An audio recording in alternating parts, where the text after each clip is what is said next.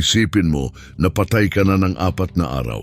Nabubulok na ang katawan mo, namumutla na ang balat mo, bumaba na ang dugo. Sinisimulan ka ng kainin ng mga bakterya sa loob ng tiyan mo mula sa loob palabas. Naiiyak na ang mga kapatid mong babae. Binalot na nila ang katawan mo ng telang panlibing. Tinakpan na nila ang libingan ng mabigat na bato. Sa isip nila, tapos na, wala ka na.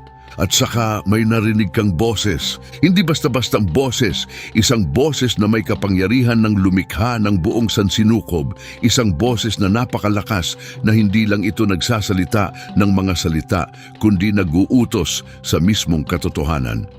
Lazaro, lumabas ka at sumunod ka, dahil kahit ang kamatayan walang magagawa kundi sumunod sa boses na iyon. Pero narito ang tanong na gumugulo sa mga teologo, iskolar at mananampalataya sa loob ng mahigit 2,000 taon, isang tanong na sadyang hindi sinagot ng Biblia. Ano ang nakita ni Lazaro sa kabilang panig? Nasaan siya sa loob ng 4 na araw na iyon? Nakita ba niya ang langit? Nakilala ba niya si Abraham? Nasaksihan ba niya ang mundo ng mga patay? At marahil ang pinakanakakabahalang tanong sa lahat, ano ang pakiramdam na bumalik? Sa videong ito, ilalantad natin ang bawat nakatagong detalye tungkol kay Lazaro, ang lalaking namatay ng 2 beses. Tatalakayin natin ang ipinapakita ng orihinal na tekstong Griego at Hebreo, ang pinaniniwalaan ng mga sinaunang ama ng simbahan tungkol sa karanasan niya, at kung bakit sadyang naghintay si Jesus bago siya pumunta para iligtas siya. Manatili hanggang sa dulo dahil ang malalaman natin ay magbabago ng pagkaunawa mo sa buhay, kamatayan at lahat ng nasa pagitan. Bago natin pag-usapan ang mismong himala, kailangan muna nating maintindihan kung sino talaga si Lazaro, dahil higit pa ang sinasabi ng Biblia kaysa sa alam ng karamihan. Si Lazaro ay nakatira sa isang maliit na nayon na tinatawag na Betania, na sa Hebreo ay Beit Anya, ibig sabihin ay bahay ng mga mahihirap o bahay ng paghihirap. Ang pangalan pa lang ng bayan niya ay may malalim na kahulugan. Hindi ito lugar ng kayamanan o kapangyarihan. Isa itong mapagpakumbabang nayon, mga 2 milya sa silangan ng Jerusalem, sa dalisdis ng bundok ng mga Olibo. Doon nakatira si Lazaro kasama ang 2 niyang kapatid na babae, sina Marta at Maria. At malinaw na sinasabi ng Biblia na mahal ni Jesus ang pamilyang ito. Sinasabi sa Juan Kabanata 11, versikulo 5, mahal ni Jesus si Marta at ang kapatid niya at si Lazaro. Mahalaga ito, bihirang ilarawan sa Ebanghelyo ni Juan ang personal na damdamin ni Jesus. Pero sa pamilyang ito, sadyang binigyang diin ng teksto ang malalim at matalik na ugnayan. Naniniwala ang ilang iskolar na ang bahay ni Lazaro, Marta at Maria ang kanlungan ni Jesus, ang lugar kung saan siya nagpapahinga, kumakain at nakakahanap ng ginhawa habang nagmiministeryo sa paligid ng Jerusalem. Ngayon, ang pangalang Lazaro mismo ay mahalaga. Sa Hebreo, ang pangalan niya ay Eleazar, na ang ibig sabihin ay tinulungan ng Diyos o ang Diyos ang aking katulong. Pag-isipan mo yan, ang mismong pangalan niya ay isang propesiya ng mangyayari sa kanya. Pero may isa pang bagay na hindi napapansin ng karamihan. Naniniwala ang maraming iskolar na si Lazaro ay isang lalaking may katayuan sa lipunan. Paano natin ito nalaman? Dahil sa 3 detalye na ibinigay ng Biblia. Una, nang mamatay si Lazaro, maraming Hudyo ang dumating mula sa Jerusalem para aliwin sina Marta at Maria. Hindi ito maliit na pribadong libing. Isa itong malaking pangyayari na nagpapahiwatig na kilala at iginagalang ang pamilya. Ikalawa, si Maria ang nagpahid kay Jesus ng mamahaling pabango na halos katumbas ng isang taong sahod. Ipinapakita nito na may kayamanan ng pamilya. Ikatlo, at ito ang detalyeng magugulat ka sa Juan Kabanata 12, matapos buhaying muli si Lazaro, sinasabi ng Biblia na nagplano rin ang mga punong pari na patayin si Lazaro. Hindi lang si Jesus, kundi pati si Lazaro. Bakit? Dahil maraming Hudyo ang pumupunta sa kanya at nagsisimulang maniwala kay Jesus dahil sa kanya. Naging buhay na patotoo si Lazaro at nakakaakit siya ng maraming tao. Hindi lang si Jesus ang gustong patahimikin ng mga pinuno ng relihiyon. Gusto nilang sirain ang ebidensya at si Lazaro ang ebidensya. Pero bago tayo magpatuloy sa himala, may isang kahangahangang misteryo na kailangan nating pag-usapan. Isang bagay na nagpalito sa mga iskolar ng Biblia sa loob ng maraming siglo. May dalawang lalaki na nagngangalang Lazaro sa Bagong Tipan at ang koneksyon sa pagitan nila ang isa sa mga pinakapinagdedebatehang paksa sa pag-aaral ng Biblia. Ang unang Lazaro ay ang pinag-uusapan natin, ang totoong tao mula sa Betanya, ang kaibigan ni Jesus na mababasa sa Ebanghelyo ni Juan. Ang pangalawang Lazaro ay lumilitaw sa isang talinghaga na sinabi ni Jesus sa Lucas Kabanata 16, ang kilalang kwento ng mayamang lalaki at si Lazaro. Sa talinghagang ito, isang mahirap na pulubi na nagngangalang Lazaro ang nakaupo sa tarangkahan ng mayamang lalaki, puno ng sugat habang dinidilaan ng mga aso ang mga sugat niya. Nang mamatay silang dalawa, dinala ng mga anghel si Lazaro sa kandungan ni Abraham, habang ang mayamang lalaki ay napunta sa lugar ng pagdurusa. Narito ang nakakaintriga. Sa lahat ng ibang talinghaga ni Jesus, walang pangalan ang mga tauhan. Isang lalaki, isang manghahasik, isang ama na may dalawang anak. Hindi kailanman pinangalanan ni Jesus ang mga tao sa kanyang mga talinghaga. Maliban sa isang ito, sa talinghagang ito, partikular na pinangalanan ang pulubi bilang Lazaro. Bakit? Bakit sisirain ni Jesus ang sarili niyang paraan at papangalanan ang isang tauhan sa talinghaga? Naniniwala ang maraming iskolar na hindi ito nagkataon. Ang ilan ay naniniwala na sinabi ni Jesus ang talinghagang ito bago niya binuhay muli ang kaibigan niyang si Lazaro, at ang talinghaga ay isang propetikong paunang pahiwatig ng mangyayari. Isipin mo ang katapusan ng talinghaga. Ang mayamang lalaki mula sa lugar ng kanyang pagdurusa ay nakiusap kay Abraham na ibalik si Lazaro mula sa mga patay para balaan ang mga kapatid niya. At sumagot si Abraham ng mga salitang nakakatakot. Kung hindi sila nakikinig kay Moises at sa mga propeta, hindi sila makukumbinsi kahit may bumangon pa mula sa mga patay. At iyon mismo ang nangyari. Binuhay ni Jesus si Lazaro mula sa mga patay at tumanggi pa ring maniwala ang mga pinuno ng relihiyon. Sa katunayan, tinangkapan nilang patayin siya. Ang mga salita ni Abraham sa talinghaga ay naging nakakatakot na propesyang natupad sa totoong buhay. Magkaugnay ang dalawang Lazaro. Nagbabala ang talinghaga na kahit ang muling pagkabuhay ay hindi makukumbinsi ang mga pusong matitigas. At pinatunayan ito ng himala. Isa ito sa mga pinakamatalinong pagkakaugnay sa buong Biblia mula sa panulat at teolohiya. At hindi ito napapansin ng karamihan. Ngayon bumalik tayo sa kwento dahil magsisimula na ang trahedya at nagsimula ito sa isang mensaheng ipinadala sa desperasyon. Sinasabi sa Juan Kabanata 11, versikulo 1 hanggang 6, ang isang bagay na dapat may anig sa bawat mananampalataya. Nagkasakit si Lazaro, malubha ang sakit niya. At sina Marta at Maria, dahil alam nilang may kapangyarihan si Jesus na magpagaling, ay nagpadala ng apurahang mensahe sa kanya. Ang mensahe ay simple at maganda sa pagiging maikli nito. Panginoon, ang minamahal mo ay may sakit. Hindi nila sinabi na halika agad. Hindi nila sinabi na pagalingin mo siya. Sinabi lang nila ang katotohanan, nagtitiwala na ang pagmamahal ni Jesus kay Lazaro ay sapat na para kumilos siya.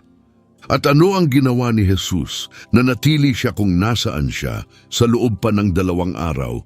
Uulitin ko yon dahil isa ito sa mga pinaka-nakakabagabag na bahagi ng buong bagong tipan. Natanggap ni Jesus ang mensaheng ang matalik niyang kaibigan ay mamamatay. At sadya niyang pinili na manatili kung nasaan siya sa loob pa ng 2 araw. Nang dumating si Jesus sa Betanya, 4 na araw nang nasa libingan si Lazaro.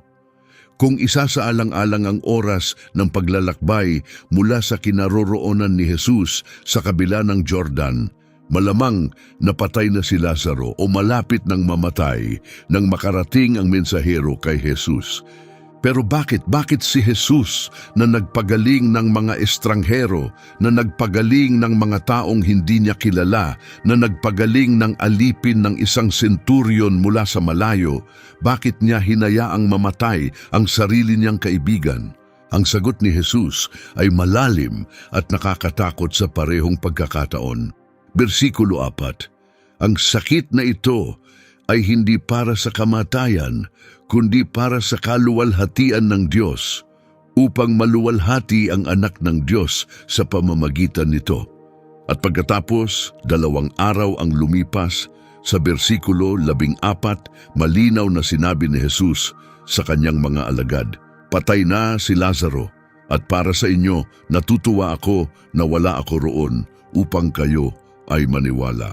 Natuwa si Jesus. Sinabi niyang natutuwa siya na wala siya roon. Isipin mo kung ano ang ibig sabihin nito. Ibig sabihin nito, minsan ang pagkaantala ng Diyos ay hindi pagtanggi. Minsan, hinahayaan ng Diyos na dumaan ka sa pinakamasamang sitwasyon, hindi dahil hindi kanya mahal, kundi dahil naghahanda siya ng himalang napakalaki at napakalinaw na magbabago ng lahat. Hindi nahuli si Jesus. Dumating siya sa tamang oras para sa isang bagay na mas malaki kaysa simpleng pagpapagaling. Alam mo, kung pinagaling lang ni Jesus si Lazaro mula sa malayo, isa lang itong himalang katulad ng marami. Nakita na ng mga tao na nagpapagaling siya ng mga may sakit. Pero ang buhaying muli ang isang lalaking 4 na araw ng patay. Iyon ay isang bagay na hindi pa nakita ni Numan. Iyon ang klase ng himalang magpapayanig kahit sa pinakamapagdudang pariseo. At may mas malalim na dahilan na kaugnay ng paniniwala ng mga Hudyo noong panahong iyon. Sa tradisyon ng mga Hudyo noong unang siglo, may laganap na paniniwala na ang kaluluwa ng namatay ay nananatili malapit sa katawan sa loob ng 3 araw, umaasang makabalik. Pagkatapos ng 3 araw, tuluyan nang umaalis ang kaluluwa dahil nagsimula na ang pagkabulok at hindi na makilala ang katawan. Kaya naman naghintay si Jesus hanggang sa 4 na araw. Hindi siya dumating sa unang araw, 2 araw o 3 araw kung saan maaaring sabihin ng mga mapagduda na hindi talaga siya patay o bumalik lang ang kaluluwa niya sa katawan niya. Hindi. Naghintay si Jesus hanggang sa talagang wala ng posibilidad ng natural na paliwanag. 4 na araw, wala na ang kaluluwa, nabubulok na ang katawan, nakasara na ang bato, tapos na. At iyon ang oras na dumating si Jesus dahil hindi lang basta gustong tulungan ka ng Diyos, gusto niyang gumawa ng isang bagay na napakahimala sa buhay mo na walang sino man ang makakaila na siya ang gumawa nito. Nang sa wakas ay dumating si Jesus malapit sa Betanya, tumakbo si Marta para salubungin siya. At ang mga salita niya ay puno ng pananampalataya at sakit ng puso. "Panginoon, kung nandito ka lang, hindi sana namatay ang kapatid ko." Pansinin mo ang sinasabi niya. Hindi siya galit, nagdadalamhati siya. Naniniwala siya sa kapangyarihan ni Jesus. Hindi lang niya nauunawaan ang oras niya. At ilan sa atin ang naranasan ang parehong nararamdaman ni Marta, Panginoon, kung nandun ka lang, hindi sana ito nangyari. Kung sinagot mo lang ang dalangin ko nung humingi ako, hindi ko sana dinadaanan ito. Sumagot si Jesus ng isa sa pinakamakapangyarihang pahayag sa buong kasulatan. Ako ang muling pagkabuhay at ang buhay. Ang sumasampalataya sa akin, kahit mamatay, ay mabubuhay. At ang sinumang nabubuhay at sumasampalataya sa akin ay hindi mamamatay kailanman. Naniniwala ka ba rito? Hindi ito basta pahayag na pangteolohiya. Ito ay personal na tanong na ibinigay kay Marta sa pinakamadilim niyang sandali. At para sa iyo rin ito ngayon mismo. Sumagot si Marta, "Oo, Panginoon, naniniwala ako na ikaw ang Kristo, ang anak ng Diyos, ang darating sa mundo." Pagkatapos ay dumating si Maria, at nang bumagsak si Maria sa paanan ni Jesus habang umiiyak, may pambihirang nangyari. Sinasabi ng orihinal na tekstong Griego ng Juan 11, 33 na si Jesus ay nabagabag ng malalim sa espiritu at naguluhan. Pero ang salitang Griego na ginamit dito, embrimaomai, ay mas matindi kaysa sa iminumong kahi ng karamihang salin. Ang salitang ito ay hindi lang nangangahulugang naantig o nabagabag. Sa Griego, ang embrimaomai ay nangangahulugang sumingasing sa galit na malalim na nainis. Ito ang parehong salitang ginagamit para ilarawan ang pagsisigaw ng kabayo bago ang labanan. Isinasalin ito ng ilang iskolar bilang nagngingit-ngit siya sa kanyang kalooban. Pero galit sa ano? Hindi galit si Jesus kina Marta o Maria. Hindi siya galit sa mga nagdadalamhati. Naniniwala ang maraming iskolar na galit si Jesus sa mismong kamatayan. Tinitingnan niya ang pagkawasak na dinala ng kasalanan at kamatayan sa mundo. Ang mga luha, ang kalungkutan, ang paghihiwalay at nagngingit-ngit siya dahil dito. At pagkatapos ay dumating ang pinakamaikling bersikulo sa buong Biblia. Dalawang salita na naglalaman ng karagatan ng kahulugan. Umiyak si Jesus. Juan 11:35, dalawang salita lang. Umiyak si Jesus. Pero bakit? Bakit iiyak si Jesus kung alam niyang bubuhayin muli niya si Lazaro? Kababanggit niya lang kay Marta na mabubuhay muli ang kapatid mo. Alam na niya ang gagawin niya. Kaya bakit ang mga luha? May tatlong makapangyarihang paliwanag. Una, umiyak si Jesus dahil nakikibahagi siya sa ating sakit. Kahit alam niya ang katapusan, naramdaman niya ang bigat ng sandaling iyon. Sinasabi nito sa atin ang isang magandang bagay. Hindi binabaliwala ng Diyos ang kalungkutan mo kahit alam niya kung ano ang mangyayari. Kasama mo siya sa gitna nito. Ikalawa, umiyak si Jesus dahil nakikita niya ang mga bunga ng kasalanan at kamatayan sa sangkatauhan. Hindi dapat ganito ang mundo. Hindi kailanman bahagi ng orihinal na plano ang kamatayan. At habang nakatayo siya roon, napapalibutan ng mga nagdadalamhati si Jesus sa ginawa ng pagkahulog sa kanyang nilikha. Ikatlo, at ito ang interpretasyong magpapangilabot sa iyo. Ang ilang sinaunang ama ng simbahan, kabilang si Juan Crisostomo, ay naniniwalang umiyak si Jesus dahil alam niyang tatawagin niyang pabalik si Lazaro mula sa paraiso. Nasa kapahingahan na si Lazaro, nasa kandungan na siya ni Abraham, at ibabalik siya ni Jesus sa isang sira at nagdurusang mundo. Umiiyak siya para sa pagdaraanan ni Lazaro, ang trauma ng pagbabalik sa katawang 4 na araw ng patay at ang kaalamang mamamatay muli si Lazaro balang araw. Pumunta si Jesus sa libingan. Isang kuweba ito at may malaking bato na nakaharang sa pasukan, at nagbigay si Jesus ng utos na nagulat ang lahat. Alisin ninyo ang bato. Agad na tumutol si Marta. Panginoon, mabaho na siya, 4 na araw na siya roon. Isa itong praktikal at biolohikal na pagtutol. Pagkatapos ng 4 na araw sa klimang gitnang silangan, malala na ang pagkabulok. Ang mga gas na likha ng mga bakteryang sumisira ng laman ay nakagawa na ng nakakapangingilabot na amoy. Sinasabi ni Marta na, "Panginoon, ayaw mo nang buksan ang libingang iyan, huli na." Pero sumagot si Jesus, "Hindi ba sinabi ko sa iyo na kung maniniwala ka, makikita mo ang kaluwalhatian ng Diyos?" Kaya inigulong nila ang bato at ang sumunod na nangyari ay isa sa mga pinakamakapangyarihang sandali sa buong kasaysayan ng tao. Tumingin si Jesus sa langit. Nanalangin siya pero hindi para sa sarili niya. Nanalangin siya para maintindihan ng mga tao na ang mangyayari ay galing sa Diyos Ama. "Ama, nagpapasalamat ako sa iyo na dininig mo ako.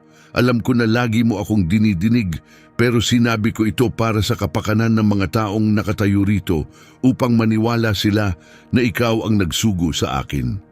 At pagkatapos, sa malakas na boses, partikular na sinasabi ng teksto na sa malakas na boses, sumigaw si Jesus, "Lazaro, lumabas ka!"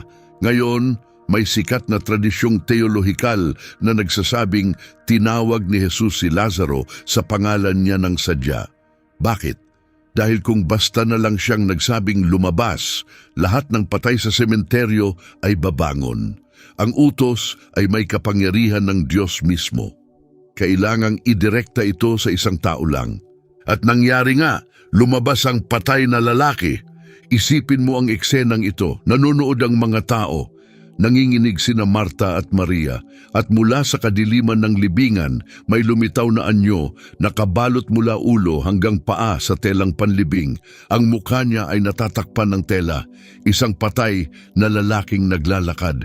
Ang salitang Griego na ginamit para sa lumabas ay exerchomai, lumabas siya, sumulpot siya. Hindi sinasabi ng teksto na normal siyang lumakad palabas. Naniniwala ang maraming iskolar na gumapang o tumalon-talon si Lazaro dahil nakagapos pa rin ang mga kamay at paa niya sa balot na panlibing. Pagkatapos ay sinabi ni Jesus, "Kalagan ninyo siya at hayaan ninyong umalis." Ang utos na ito ay napakahalaga. Kaya ni Jesus natanggalin ang telang panlibing sa pamamagitan ng himala. Pero sinabi niya sa mga tao na gawin ito. Bakit? Dahil ito ay larawan ng dapat gawin ng simbahan kapag binuhay ng Diyos ang isang tao mula sa kamatayan tungo sa buhay. Ang komunidad ng mga mananampalataya ang tinatawag para tumulong na alisin ang mga bagay na nagbibigkis pa rin sa kanila. Pero ngayon ay dumating ang tanong na gusto ng lahat na masagot. Ano ang naranasan ni Lazaro sa loob ng 4 na araw na iyon? Ano ang nakita niya? Nasaan siya? Hindi nagbibigay ang Biblia ng direktang salaysay kung ano ang naranasan ni Lazaro habang patay siya. At ang katahimikang ito ay mahalaga mismo. Pero sa pamamagitan ng pagsasama-sama ng teolohiya ng Biblia, tradisyon ng mga Hudyo at mga sulat ng mga sinaunang ama ng simbahan, maaari tayong makabuo ng detalyado at biblikal na larawan kung saan malamang na naroon si Lazaro. Para maintindihan ito, kailangan nating maintindihan ang biblikal na konsepto ng Sheol o sa Griego, Hades. Sa lumang tipan, kapag namatay ang isang tao, ang kaluluwa niya ay pumupunta sa lugar na tinatawag na Sheol. Hindi ito kapareho ng modernong konsepto ng impyerno. Ang Sheol ay ang mundo ng mga patay, isang lugar ng paghihintay na nahahati sa 2 bahagi. Inilarawan mismo ni Jesus ang pagkakahatiang ito sa talinghaga ng mayamang lalaki at Lazaro, isa pang Lazaro, sa Lucas, Kabanata 16. Sa bahaging iyon, inilarawan ni Jesus ang 2 bahagi na pinaghihiwalay ng malaking bangin. Sa isang panig ay ang kandungan ni Abraham, isang lugar ng kaginhawahan, kapayapaan at pahinga kung saan ang mga matuwid na namatay ay naghihintay sa huling pagtubos ng Diyos. Sa kabilang panig ay isang lugar ng pagdurusa kung saan ang mga hindi matuwid ay nagdurusa sa apoy, ganap na mulat at may malay. Ngayon, sang-ayon ang karamihan ng mga iskolar ng Biblia, na bago ang muling pagkabuhay ni Kristo, ang mga kaluluwa ng mga matuwid na tao, kabilang sina Abraham, Moises, David at ang mga propeta ay hindi direktang pumunta sa langit. Pumunta sila sa kandungan ni Abraham, ang mabuting panig ng Sheol, kung saan naghintay sila na dumating ang Mesyas at buksan ang mga pintuan ng langit. Ito ang inilalarawan sa Efeso, Kabanata 4, versikulo 8 hanggang 10. Pagkatapos ng kanyang kamatayan sa krus, bumaba si Jesus sa mga kailaliman ng lupa at dinala ang mga bihag. Ibig sabihin, kinuha niya ang mga matuwid na kaluluwa mula sa kandungan ni Abraham at dinala niya sila sa langit kasama niya. Pero nang mamatay si Lazaro, hindi pa nangyayari ang pangyayaring ito. Buhay pa si Jesus. Hindi pa nangyayari ang pagkakapako sa krus, na ang ibig sabihin ay pumunta si Lazaro sa kandungan ni Abraham. Sa loob ng 4 na araw, nasa mundo si Lazaro ng mga matuwid na namatay. Nasa harapan siya ni na Abraham, Isaac at Jacob. Nasa isang lugar siya ng kaginhawahan at kapahingahan. Nakakakita at nakakarinig at nakakaramdam siya. Mulat siya. Payapa siya. At pagkatapos ay biglang kinuha siya mula ron. Isinulat ng sinaunang ama ng simbahan na si Epifanius ng Salamis na si Lazaro ay labis na nabagabag pagkatapos buhaying muli. Isa pang tradisyon na napreserba sa simbahang ortodoksong silangan ay nagsasabing bihirang ngumiti si Lazaro pagkatapos ng kanyang muling pagkabuhay. Nakita na niya ang kagandahan ng paraiso at ang mundo ay tila madilim at malamig kumpara rito. May isang tradisyon sa simbahan sa Cyprus dahil ayon sa tradisyon, lumipat si Lazaro sa Cyprus kung saan nagsilbi siya bilang unang obispo ng Kition na nagsasabing nabuhay si Lazaro ng 30 taon pa pagkatapos buhaying muli. Pero laging ginugulo ng isang bagay ang isip niya, ang kaalamang mamamatay siyang muli. Isipin mo iyon, isipin mong patay ka na. Nakatawid ka na, natikman mo na ang nasa kabila, at ngayon bumalik ka sa isang katawang tatanda, magdurusa, at sa bandang huli ay mabibigo muli. Alam mo na ang darating, napagdaanan mo na ito minsan. Sinasabi ng ilang tradisyon na ang tanging pagkakataon nang ngumiti si Lazaro pagkatapos ng kanyang muling pagkabuhay ay nang makita niya ang isang magnanakaw na nagnanakaw ng palayok na luwad. Nang tanungin kung bakit siya ngumiti, sinabi raw niya, ang luwad ay nagnanakaw ng luwad. Nakita na niya ang walang hanggan, nawalan na ng kahulugan ang mga material na bagay para sa kanya. May isa pang makapangyarihang detalye na nakatago sa teksto. Nang tawagin ni Jesus si Lazaro palabas ng libingan, sinabi ng Biblia na lumabas siya na nakagapos pa rin sa telang panlibing. Nakikita ng maraming teologo na ito ay simboliko buhay na si Lazaro, pero nakabalot pa rin sa mga kasuotan ng kamatayan. Nabuhay siyang muli pero hindi pa ganap na malaya. Ito ay larawan ng bawat mananampalataya. Binigyan tayo ng bagong buhay sa pamamagitan ni Kristo, pero dala-dala pa rin natin ang kasuotan ng libingan ng ating lumang pagkatao, ang ating mga takot, mga pagdududa, mga lumang gawi, at katulad ng sinabi ni Jesus sa mga tao na kalagan ninyo siya, tinatawag ng Diyos ang kanyang simbahan na tulungan ang isa't isa na alisin ang mga labi ng lumang buhay. Pero may isa pang misteryo na kailangan nating pag-usapan, at ito ang bahagi na talagang nakakatakot sa mga scholar. Ngayon, pagkatapos ng himalang ito, inaasahan mong magdiriwang ang lahat. Inaasahan mong luluhod ang buong bansang Israel at sasamba. Pero hindi iyon ang nangyari. Sinasabi sa Juan Kabanata 11, versikulo 46 ang isang nakakakilabot na bagay. Ang ilan sa mga Hudyong nakakita ng himala ay dumiretso sa mga Pariseo at sinabi ang ginawa ni Jesus. Hindi para purihin si Jesus, kundi para ireklamo siya. At ang reaksyon ng mga pinuno ng relihiyon ay isa sa pinakanakababahalang bahagi ng mga ebanghelyo. Bersikulo 47. At tinipon ng mga punong pari at mga pariseyo ang Sanhedrin. Ano ba ang ginagawa natin? Tanong nila. Narito ang taong ito na gumagawa ng maraming tanda.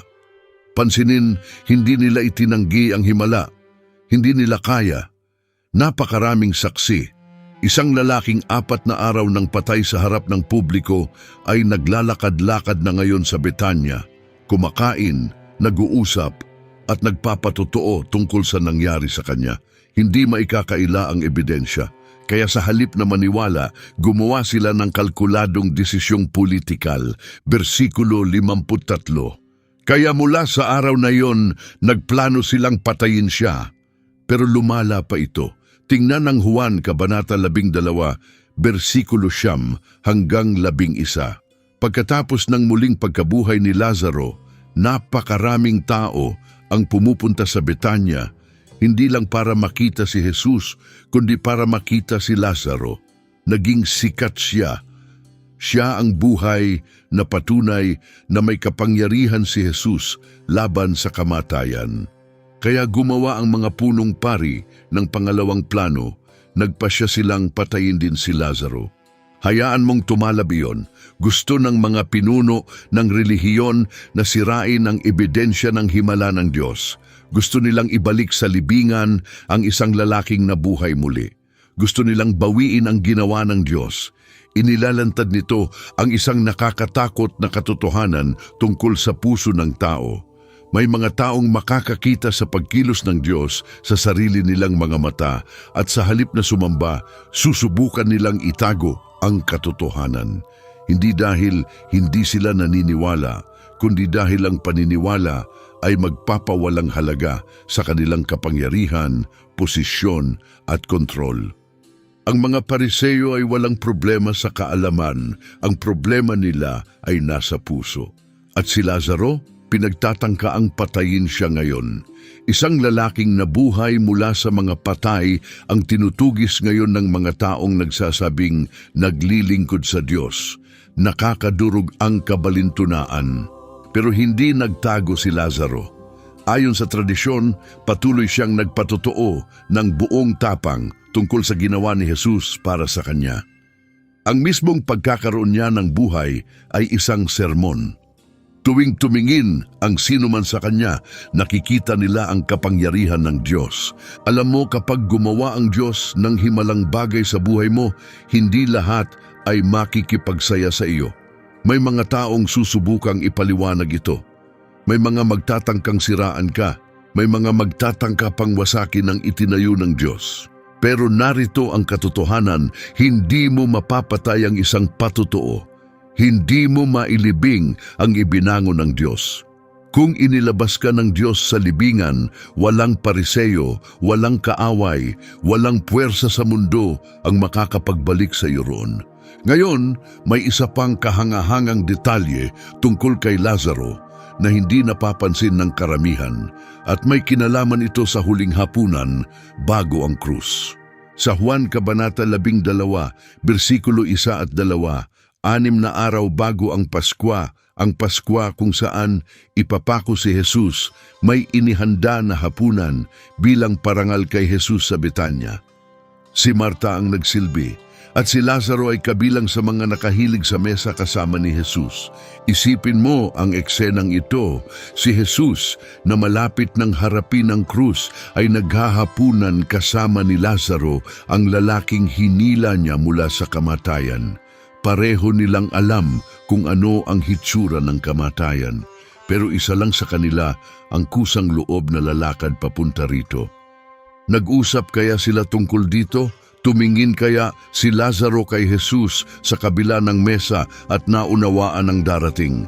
Tumingin kaya si Jesus kay Lazaro at nakita ang isang paunang larawan ng kanyang sariling muling pagkabuhay? Hindi sinabi ng Biblia, pero napakamakapangyarihan ng larawang ito. Sa parehong hapunan, kumuha si Maria ng isang libra ng mamahaling pabango. purong nardo, katumbas ng isang buong taong sahod, at pinahiran ang mga paa ni Jesus, pinunasan ng buhok niya. Napuno ang buong bahay ng samyo. Tumutol si Judas, sinasabing dapat ibinenta na lang ang pabango at ibinigay ang pera sa mga mahihirap. Pero ipinagtanggol ni Jesus si Maria, sinasabing, hayaan mo siya. Itinago niya ito para sa araw ng aking paglilibing. Ang pagpapahid, ang hapunan, ang presensya ni Lazaro, magkakaugnay ang lahat. Ang lalaking nabuhay mula sa mga patay ay nakaupo sa mesa kasama ng lalaking malapit ng mamatay. Kamatayan at muling pagkabuhay, magkatabi, naghahapunan. Isa ito sa pinakamaganda at pinakanakakabagabag na mga eksena sa buong kasulatan. Nabuhay muli si Lazaro mula sa mga patay, pero hindi siya ginawang immortal.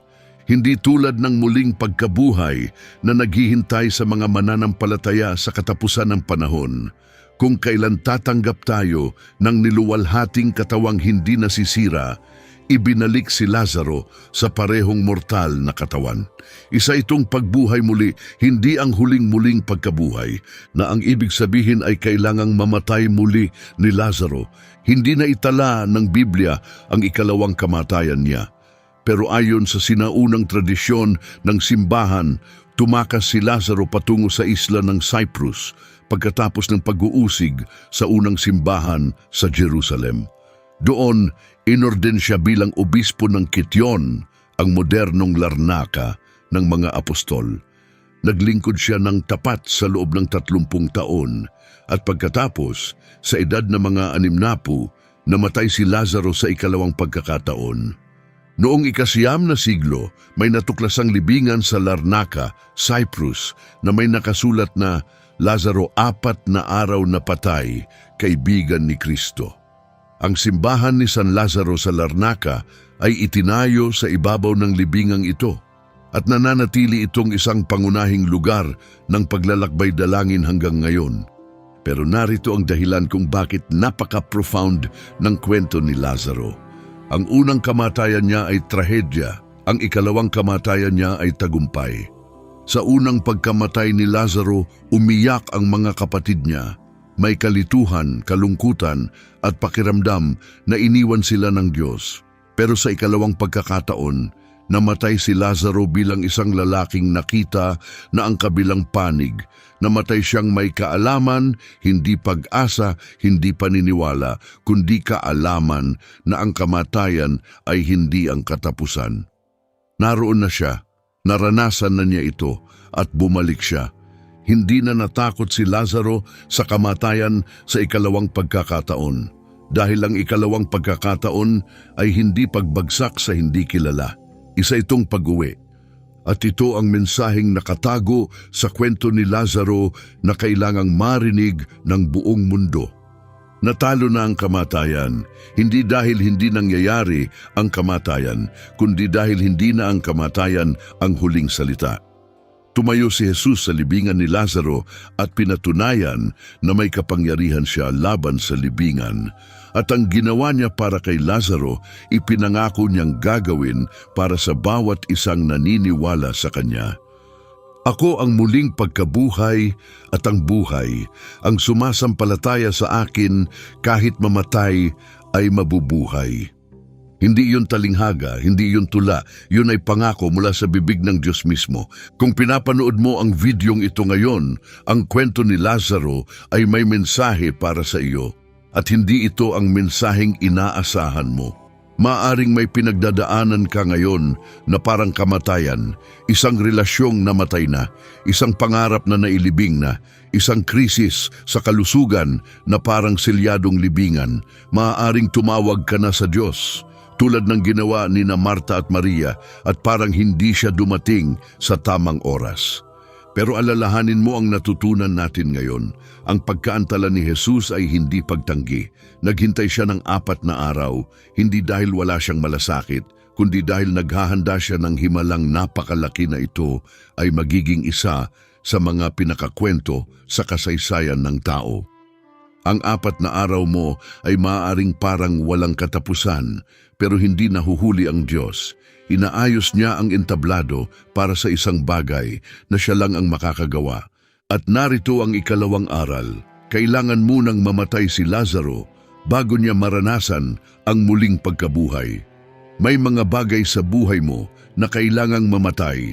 Ang pride mo, ang pagtitiwala mo sa sarili, ang pagnanais mong kontrolin ang lahat bago makapagbigay ng bagong buhay ang Diyos. Ang libingan ay hindi ang katapusan. Ito ang simula ng himala. 3, lumabas si Lazaro sa libingan na nakagapos pa rin. Kailangan niya ng iba na tumulong na kalagan siya. Huwag mong subukang lakarin ang iyong muling pagkabuhay ng mag-isa. Hayaan mong pumasok ang mga tao. Hayaan mong tulungan ka ng komunidad ng mga mananampalataya na alisin ang kasuotan ng libingan ng iyong nakaraan. At 4, marahil ang pinakamakapangyarihang aral sa lahat, tinawag si Lazaro sa pangalan niya. Hindi sumigaw si Jesus ng pangkalahatang utos sa libingan. Tinawag niya si Lazaro sa pangalan ng personal. At narito ang gusto kong maintindihan mo, ang parehong Diyos na tumawag kay Lazaro sa pangalan niya ay alam ang pangalan mo.